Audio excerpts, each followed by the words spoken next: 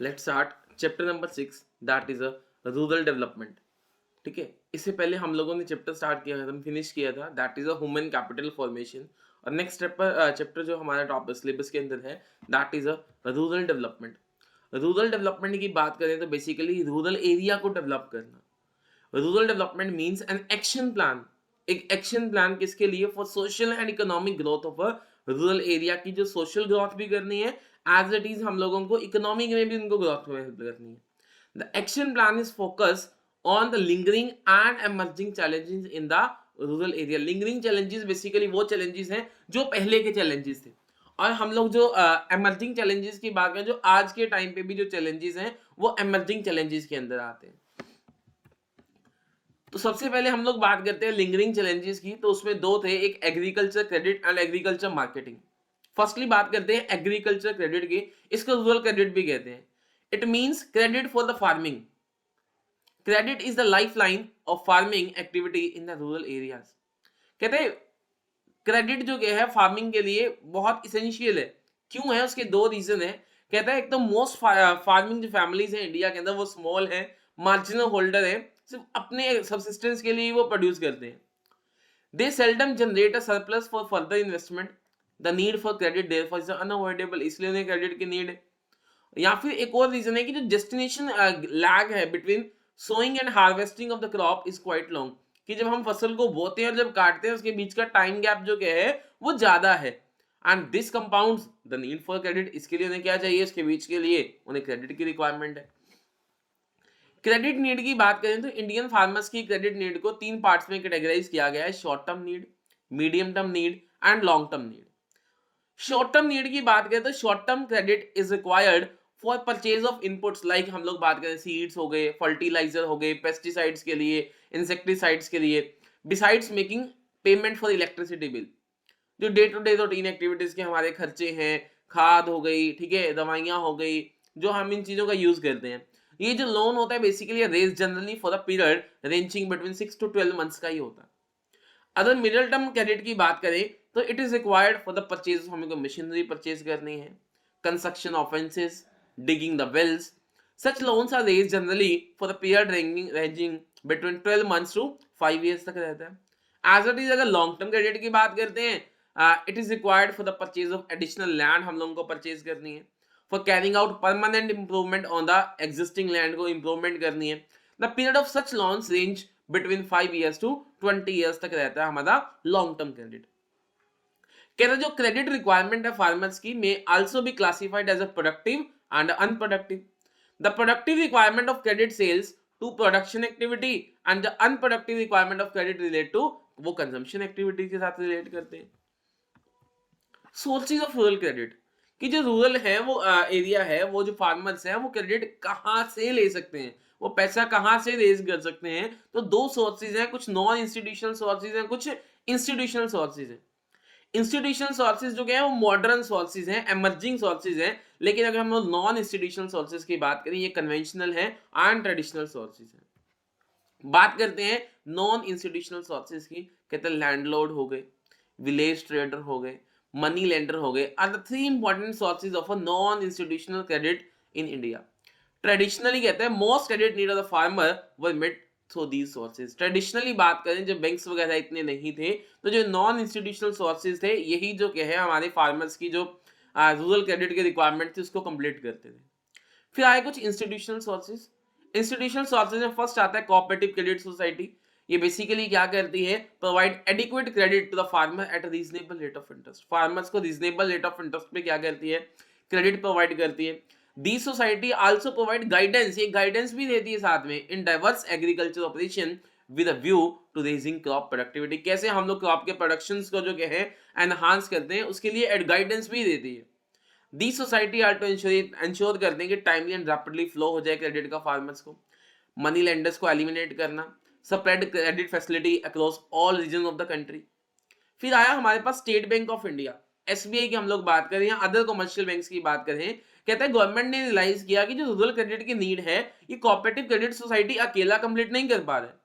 तो कहता है कमर्शियल बैंक जो है इंपॉर्टेंट रोल प्ले करता है इसके अंदर। एज इट इज फिर आरआरबीज आए, रीजनल रूरल बैंक आए एंड लैंड डेवलपमेंट बैंक। कहता है RRB and land development bank ये सेटअप किए गए to promote the credit supply particularly in remote areas and backward districts. These banks operate at a district level and under obligation to focus on the credit need of the section of the rural population. फिर नाबार्ड की बात करें तो NABARD is an apex institution, national bank for agriculture and rural development, holding policy, planning and operation in the field of rural credit and related economic activity. इनके main functions क्या है? नाबार्ड एक apex funding agency है for institutions providing credit in the rural area. ये क्या करता है? To take appropriate measure to improve the credit delivery system, to coordinate the rural financing activity of all credit institutions, to undertake monitoring and evaluating of project refinanced by it. तो इन सब चीजों को ये check on करता है नाबार्ड. फिर हम लोग बात करते हैं नाबार्ड की, मैं आपको बता ही चुका हूं, self help groups and micro credit programmes है.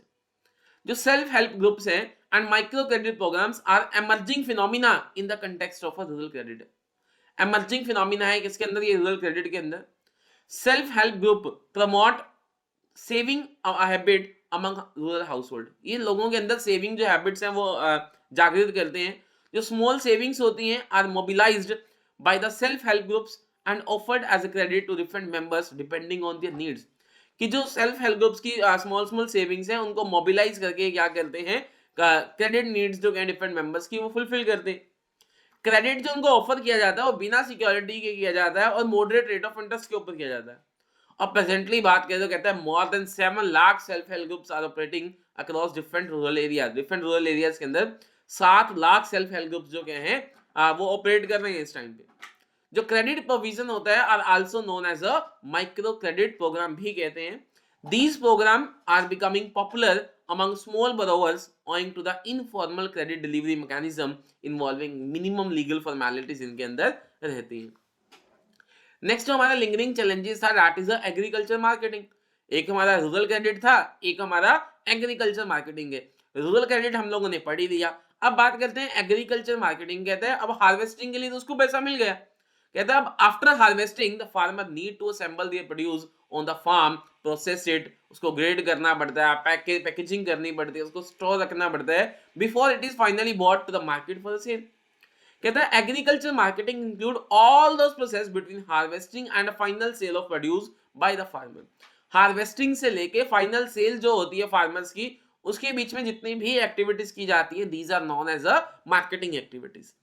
दस कहता है एग्रीकल्चर मार्केटिंग में be defined as a process that involves, कहते हैं प्रोड्यूस को गैदर करना हार्वेस्टिंग के बाद, प्रोसेसिंग द प्रोड्यूस मतलब separating the straw from the grains, फिर grading the produce according to its quality के अकॉर्डिंग को ग्रेडिंग प्रोवाइड करना, फिर बायर्स की प्रेफरेंस के अकॉर्डिंग ने पैकेजिंग करना, storing the goods for the future cell के लिए उसको स्टोर करके रखना, selling the produce when the price is lucrative, तब सामान सेल करना जब प्राइसेस क्या होंगे?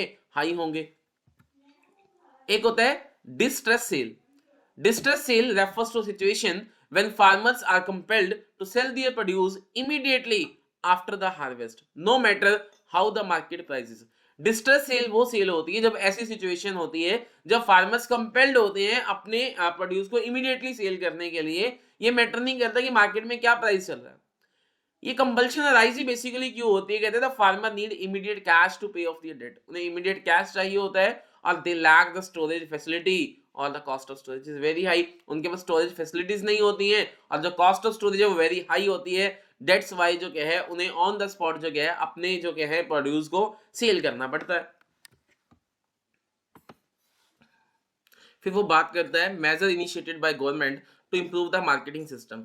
कि जो मार्केटिंग सिस्टम गड़बड़ाया हुआ था इसको इम्प्रूव करने के लिए गवर्नमेंट ने क्या क्या स्टेप लिए. तो कहता है रेगुलेटेड मार्केट बनाई, मतलब मार्केट कमेटीज वगैरह इंश्योर की गई ताकि प्रॉपर अप्रोप्रिएट प्राइस जो क्या उनको प्रोड्यूस के लिए मिल पाए फार्मर्स को. ठीक है, जो मार्केटिंग सिस्टम था वो ट्रांसपेरेंट रहे. एक स्ट्रिक्ट आई उनके ऊपर रखा गया ताकि प्रॉपर स्केल्स एंड वेट का यूज किया जाए. फिर कहता है cooperative agriculture marketing societies basically I. कहते हैं as the member of this society जो फार्मर्स हैं वो देमसेल्फ कहते हैं find themselves better bargainers in the market and hence getting better price for their produce. Through collective sales उन्हें एक better price मिल जाता था. Provision for warehousing facility. कहते हैं डिस्ट्रेस सेल को अवॉइड करने के लिए गवर्नमेंट ने क्या किया? वेयर हाउसिंग फैसिलिटीज ऑफर की फार्मर्स को. सेंट्रल एंड स्टेट गवर्नमेंट ने are the principal government agencies हैं जो ऑफरिंग करती हैं storage space for the farmers. Farmers को स्टोरेज स्पेस प्रोवाइड कर रही हैं। स्टोरेज जो क्या है फार्मर्स की हेल्प करते हैं to sell their produce at a time when the market price is lucrative. जब मार्केट में प्राइस अच्छा होता है तब उस टाइम पे वो प्रोडक्ट को सेल कर लेते हैं। फिर हम लोग आगे बात करें सब्सिडीज ट्रांसपोर्ट। रेलवेज जो क्या है सब्सिडीज देता है, ट्रांसपोर्ट फैसिलिटीज प्रोवाइड करता है फार्मर्स को to bring their produce to the urban market where often they get a better deal. मतलब एक जगह से दूसरी जगह पे, एक जगह से दूसरी जगह पे बेटर डील उनको करने में हेल्प करता है। फिर कहता है डिसएमिनेशन ऑफ इंफॉर्मेशन, कि जो इलेक्ट्रॉनिक मीडिया प्रिंट मीडिया है वो भी एक्टिवली एंगेज्ड है in offering market related information to the farmer. Farmer को सारी इंफॉर्मेशन मिल जाती है कि कितना सेल करना है और कहाँ सेल करना है। फिर आता है एमएसपी पॉलिसी। एमएसपी पॉलिसी की बात करें that is a minimum support price, is an important step है जो गवर्नमेंट ने इनिशिएट किया था। किसके लिए? एग्रीकल्चर मार्केटिंग सिस्टम को इंप्रूव करने के लिए।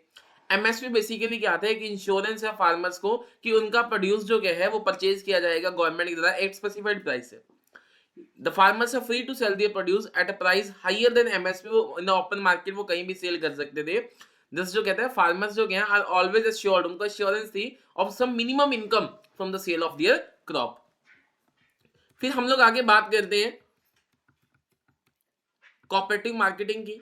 कोऑपरेटिव मार्केटिंग बेसिकली मैं आप लोगों को पढ़ा ही चुका हूं। Buffer stock and PDS. MSP क्या करता है basically minimum support price purchase from the farmers are kept as a buffer stock by the government. जो एमएसपी की परचेज होती है फार्मर से, गवर्नमेंट क्या करते हैं उसको एज अ बफर स्टॉक अपने पास रख लेती है।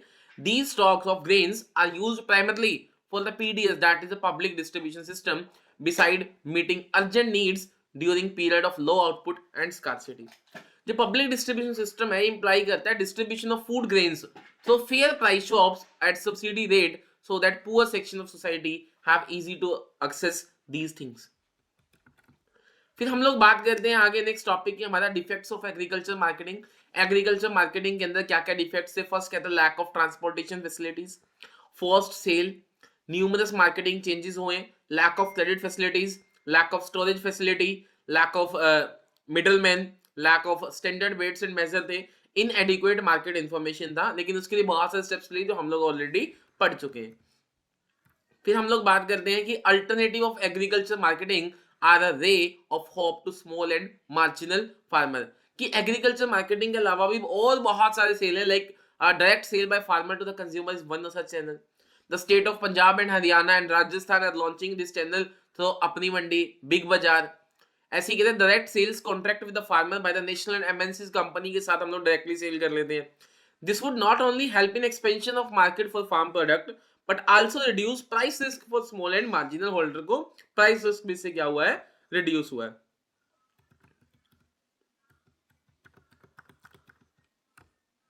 फिर हम लोग बात करें डिफेक्ट्स हम लोग पढ़ चुके हैं, ये पॉइंट हमारा हो गया। Agriculture diversification. एग्रीकल्चर डाइवर्सिफिकेशन बात करें basically it refers to reallocation of some of the farm productive resources into activities of crop reducing market risk. Agriculture diversification basically क्या है? इट इज यूजफुल बिकॉज कहता है price of all the crops में not drop at the same time. एक time पे सारी crops का price drop नहीं, इसलिए मल्टीपल क्रॉपिंग हम लोगों को करनी चाहिए। कहता है if one crop fetch low revenue the other में फेच हाई। अगर एक का रिवेन्यू कम है तो दूसरे का हाई होगा। कहता है दस डाइवर्सिफिकेशन क्या करता है? हेल्प करता है stabilisation of farm income by lowering the market risk को कम करके हमारी इनकम को स्टेबलाइज करने में हेल्प करता है।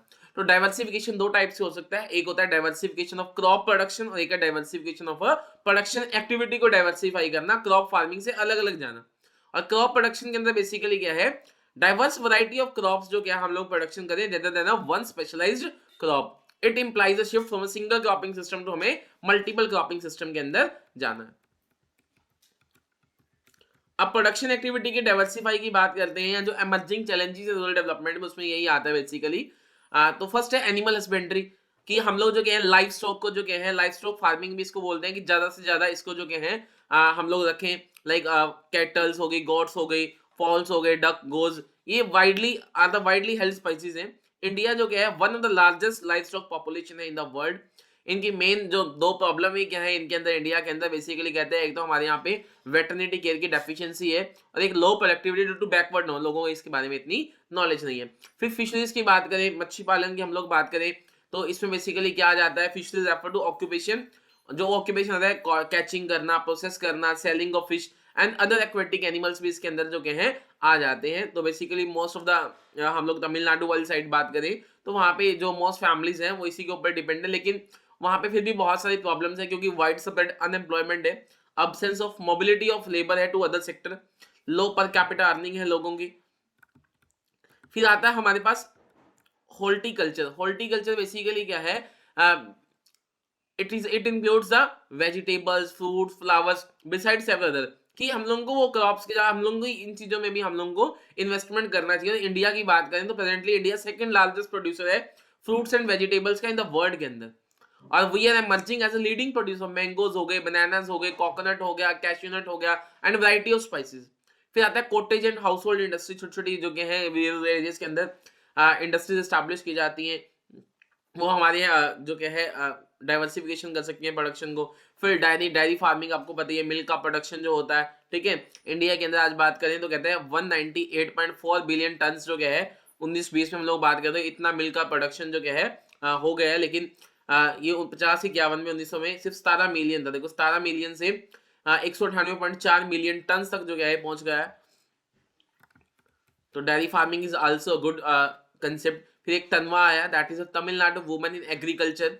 इसमें बेसिकली वुमेन्स को जो क्या है ट्रेनिंग्स दी गई, ठीक है, ताकि जो क्या है वो भी एग्रीकल्चर के अंदर, फार्मिंग के अंदर जो क्या है हेल्प कर सकें प्रॉपर, और उन्हें प्रॉपर वेजेस वगैरह दिए जाते हैं, उनकी इनकम्स जो है एनहांस की जाती है।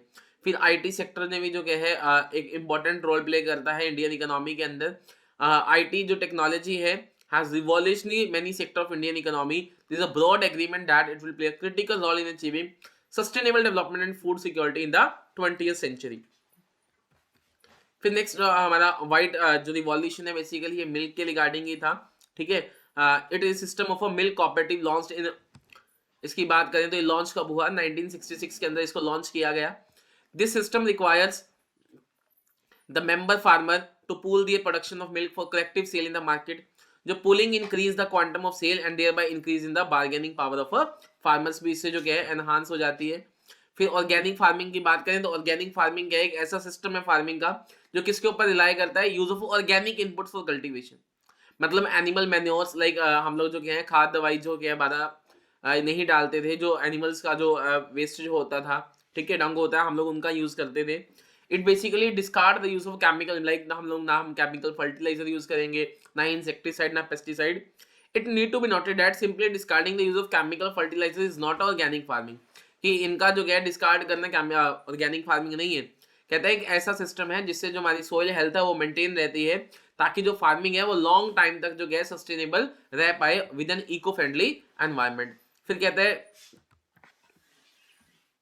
Benefits of organic farming. Benefits क्या ऑर्गेनिक फार्मिंग के, कहते हैं ये डिस्कस करता है use of non renewable sources, क्योंकि हमें पता है ये बेसिकली क्या करता है, पेस्टिसाइड्स वगैरह का यूज नहीं करता। हमें पता है उसमें बेसिकली वो पेट्रोलियम बेस होते हैं जितने भी होते हैं, तो पेट्रोलियम जो क्या है नॉन रिन्यूएबल रिसोर्स है। फिर ये एनवायरमेंट फ्रेंडली है। एनवायरमेंट फ्रेंडली क्यों है, क्योंकि ये डिस्कार्ड करता है यूज ऑफ केमिकल फर्टिलाइजर को, और क्योंकि हमें पता है जो केमिकल फर्टिलाइजर है वो हमारे ग्राउंड वाटर को पोल्यूट करते हैं। फिर ये हमारी सोइल फर्टिलिटी को मेंटेन करके रखता है। फिर कहता है जो इसका फूड है वो हेल्थियर एंड टेस्टियर होता है, और इंडिया के पास कंपेरेटिव एडवांटेज है क्योंकि ये लेबर इंटेंसिव टेक्निक है, और इंडिया के अंदर लेबर जो क्या है वो वैसे ही बहुत अवेलेबल है। फिर inexpensive technology of small and marginal farmer. कहता है अगर हम लोग ऑर्गेनिक फार्मिंग की बात करें, इनएक्सपेंसिव क्योंकि इसके लिए ना तो इतनी टेक्नोलॉजी की रिक्वायरमेंट है, ना ही इसके लिए बहुत महंगे महंगे इनपुट्स या हाइब्रिड सीड्स की रिक्वायरमेंट नहीं रहती है, इसलिए हम लोग इसको जो है स्टार्ट कर सकते हैं। चैलेंजेस क्या थे बिफोर ऑर्गेनिक फार्मिंग, कहते हैं एक तो लेस पॉपुलर, लोगों को इसके बारे में पता नहीं है, इंफ्रास्ट्रक्चर मार्केटिंग फैसिलिटी नहीं है, लो यील्ड है क्योंकि स्टार्टिंग के ईयर्स में प्रोडक्शन जो क्या कम रहेगा, इसकी फूड लाइफ की जो शॉर्टर रहता है, लिमिटेड चॉइस ऑफ क्रॉप क्योंकि ऑफ सीजन में हम लोग बाकियों को नहीं उगा सकते हैं। Farming soil fertility and sustainable development. जो कन्वेंशनल फार्मिंग है बेसिकली कहता है वो खत्म कर देता है फर्टिलिटी ऑफ सॉइल को, लेकिन जो ऑर्गेनिक फार्मिंग है सस्टेन फर्टिलिटी ऑफ सॉइल। जो ऑर्गेनिक फार्मिंग है वो नर्चर करता है सॉइल को as a resource for future generation के लिए। Accordingly it is not environment friendly but also contribute to the sustainable eco environment friendly के साथ साथ ये सस्टेनेबल डेवलपमेंट भी है। सस्टेनेबल डेवलपमेंट एक ऐसी प्रोसेस है विच यूज एग्जिस्टिंग रिसोर्सेज को इस तरीके से यूज करना ताकि जो क्या है फ्यूचर जनरेशन के लिए जो उसकी नीड है वो रिड्यूस ना हो। The process of development is sustained over a long period of a time. तो चलिए, ये चैप्टर नंबर आप लोगों का 6 that is a rural development वो क्लियर हो गया। इसमें बेसिकली दो ही थे, कुछ लिंगरिंग चैलेंजेस थे, कुछ हमारे एमर्जिंग चैलेंजेस थे।